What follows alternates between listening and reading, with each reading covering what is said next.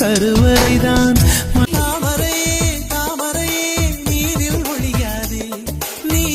தாய்மடியில் செய்தான் வரலாமா, கள்ளி நின்று துன்பம் தரலாமா?